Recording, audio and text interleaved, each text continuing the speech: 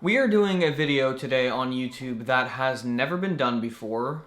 It has never been uploaded before, so that it has never been done before, but the idea itself has never been done before.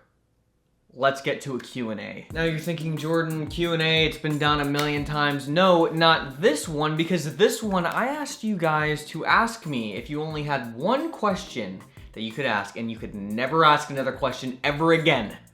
What would the question be? I felt so smart when I came up with that little angle on this video so that I could do another Q&A. It's been a long time since I've done a Q&A, so let's just jump into it. Sorry, this question just... Jesus is coming over for dinner. What do you make him? You are cooking, not Sarah. Oh man. You know what? I'm either an egg kind of guy. I would make Jesus breakfast for dinner. Or I would make him some salmon, and then he could provide the bread of life. How'd you start your homestead? Was the initial upfront cost overwhelming? I wouldn't say that we have a proper homestead. I don't really exactly know what that definition is. I would like to think that we do, but I don't think I'm at that level, and this is the point. I didn't just start this. I just slowly added, let's have 10 chickens. Maybe we can breed these chickens. Maybe we need another, and it just adds and adds and adds and adds until eventually you can say that you are a homesteader, I guess. I'm not at that level yet. This isn't a business plan, okay? I'm sure there were upfront costs because I bought things, but oh, let's get some chickens.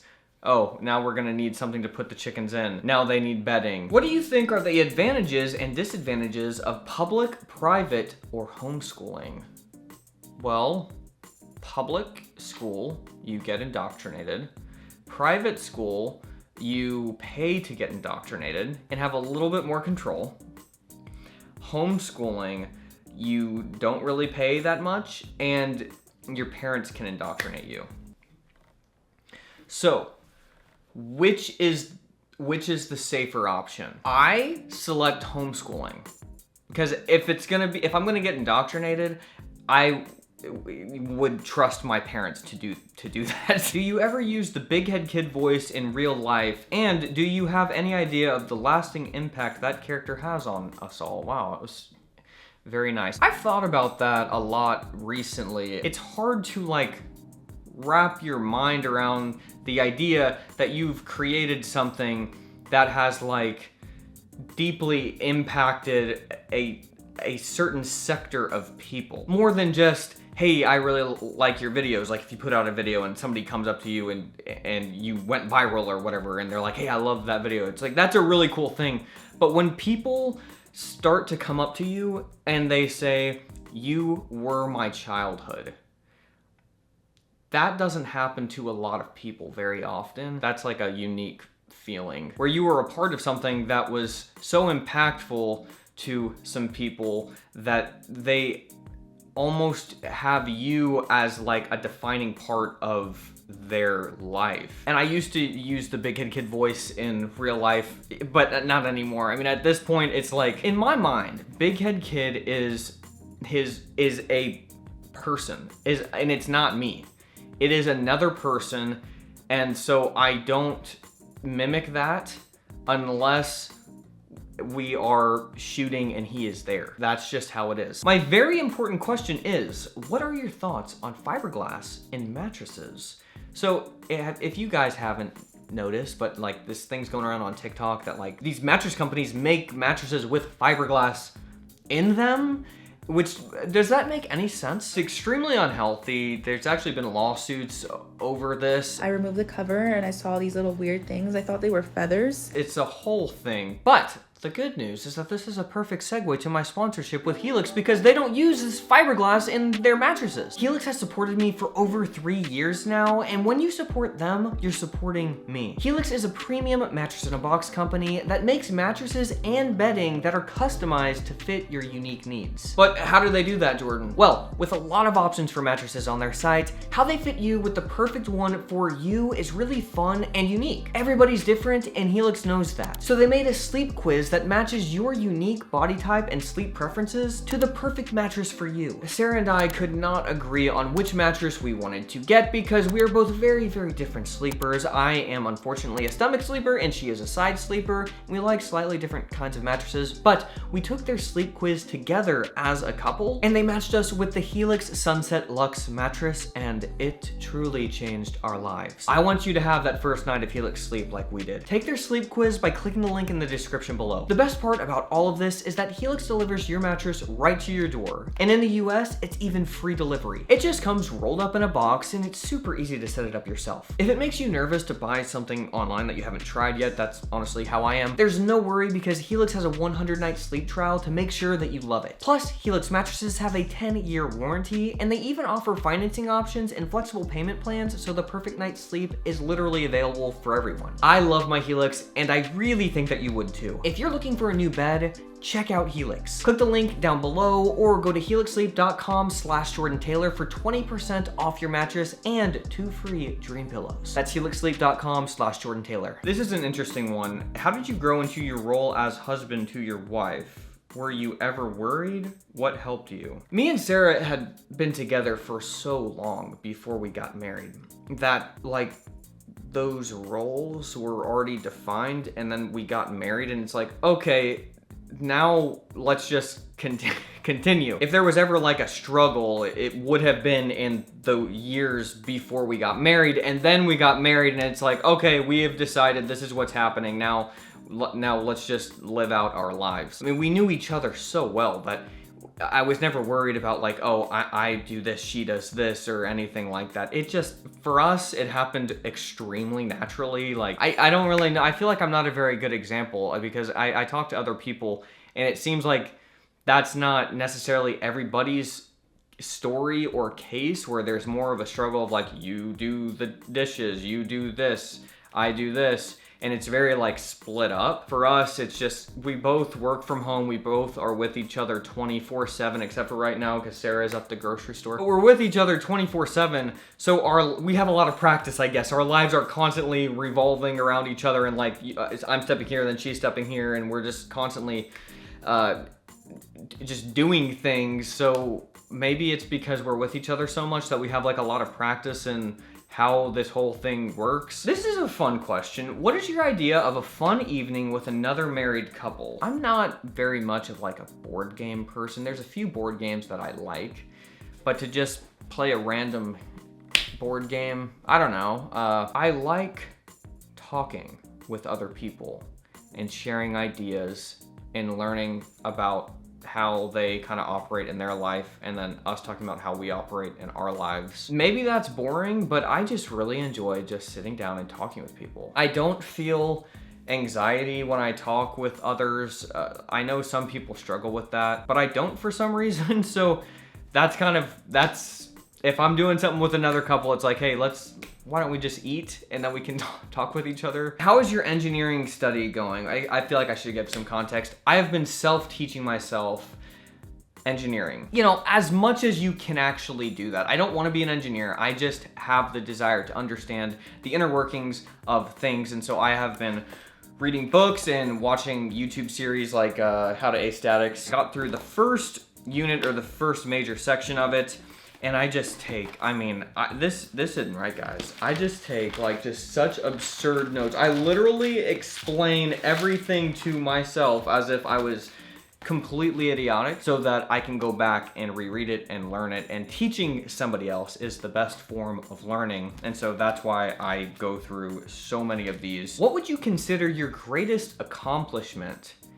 I don't know if I have one. I know you're gonna think this is crazy because I always am showing like things that I do and build and stuff like that, but I feel like it's all building to something and that something hasn't happened yet. And I don't know, maybe when that thing comes, I'll still feel like, oh, well, what's the next thing? I don't know, maybe that's a bad way to be. Maybe it's a good way to be because it makes me always engaged and always like wanting to, you know, get better and learn more and stuff like that. But, you know, there's always a cost to being that way. I feel like Some people can really sit back and be like, wow, I accomplished this thing. I almost like skip that step, if you know what I mean. And I'm like, wow, all right, cool. What else do we do? What's your favorite game of all time? We'll split this up. Favorite outdoor game?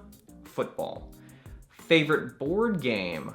Flamme Rouge, which is a cycling game. It's awesome. If we're talking like classic board games, I would say chess by far. Oh, this question. Are you still planning on a third season of the If Then podcast? And I got this several times. I am. Okay, I know it has been a long time since I have posted a season. The If Then podcast is extremely near and dear to my heart. For those of you who don't know, I made a podcast called the If Then podcast, and it's all about pretty much writing neurological code, as in like write an if-then statement. If this, then I do this, and we have these programmed into our minds without even knowing it. But when we learn something new, like me learning engineering or whatever, statics, as an adult, that if-then code is extremely hard to write in your brain. So the podcast is just a really big encouragement to adults to start learning again. I have some of season 3 written, but to be honest, there's a reason why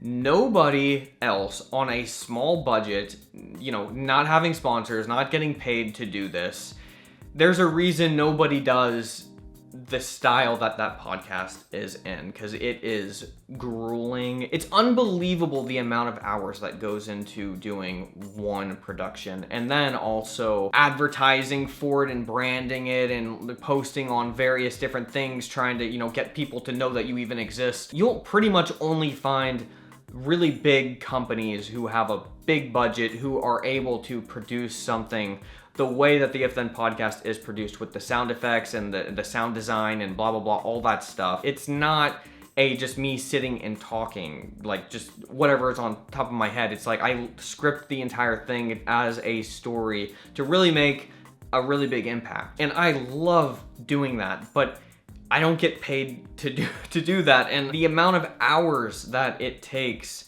to build something up that, honestly, I think has a lot of potential to actually provide for me and my family. I'm constantly torn, like, well, how long is that going to take?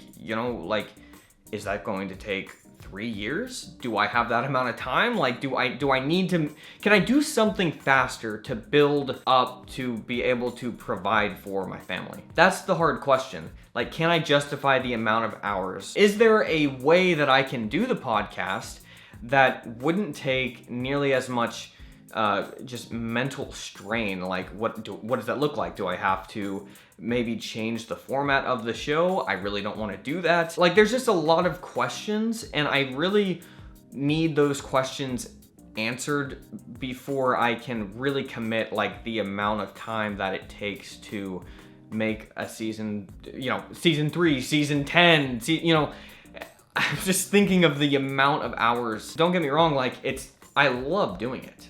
Like, it's one of the most fulfilling, most fun things, but there's not many people out there that can do a podcast and get paid like a substantial amount of money. How can you build and sustain knowing that, hey, I'm not gonna make anything from this for a long time, and I need to be okay with that and kind of be making money and building other things while I'm doing this casually, but this takes an insane amount of time, even though I enjoy doing it. Like, how can I make money in a more sustainable way? You know what I mean? I want to make the podcast for the love of making the podcast. Like, I want to work on it when I can, but at the same time, that's not really a good way to, like, that lowers my chances of actually making the podcast successful. So I'm kind of in this weird spot where it's like all or nothing, and I need to figure out how. What was the most difficult book to read for you? Not because it's bad, it just took longer to process. Like, a few years ago, I read Democracy in America by Alexis de Tocqueville. I read this after I crashed on my bike and I had like a lot of free time because I couldn't really do much. Democracy in America is 2 books. There's volume 1 and then there's volume 2, and I read volume 1, but it was like 500 pages, but it's all about how the American system works from the perspective of a French guy in the 1800s. And I've heard this book is really enlightening and interesting, and it really was. It's just, it was very, very dense, and the way that I read, I was like, it took me a long time to process. How do you make the majority of your income? Well, we will order it. Blimey Cow is my #1 source, then selling gut health supplements is the second source for our family, and then the third is this YouTube channel. If you struggle with gut health and digestive problems, like I did for like my entire life, definitely message me on Instagram. We can solve this, you don't have to live that way anymore. If you left YouTube, what work would you do in its place? This is something that I think about all the time. I would probably start to do handyman jobs on like Facebook and word of mouth and build up a business, because handyman, they can make a lot of money. Not necessarily even that hard of work. It's just stuff that is immediately needed by a customer, and you have the know-how, you have the name, and voila, you've made an easy 300 bucks that with something that maybe took, 2 hours. So that would be interesting, but also at the same time, I would be trying to, again, would I ever stop YouTube? I don't know. I would still be building something or trying to build something else. What is the biggest way you've seen God move in your life? To be honest, probably Blimey Cow, like our YouTube channel. I've made a video called, I think like How God Made Blimey Cow or something like that. I'll link to that because that explains it better than I can, but just a lot of stuff kind of, fell into place, and it seems destined, if that makes sense. It really does. Blimey Cow has provided so much for us, and I mean, it's been such an amazing experience and blessed so many people, and blessed us, that it's hard to not see a direct hand of God in that entire process. It felt good to do a Q&A. I should do this once every like 2 years, and then that'll be fun. Thank you so much for watching, and I will be back next week. Hard to believe, but I will be back next week with another video. See ya. Bye.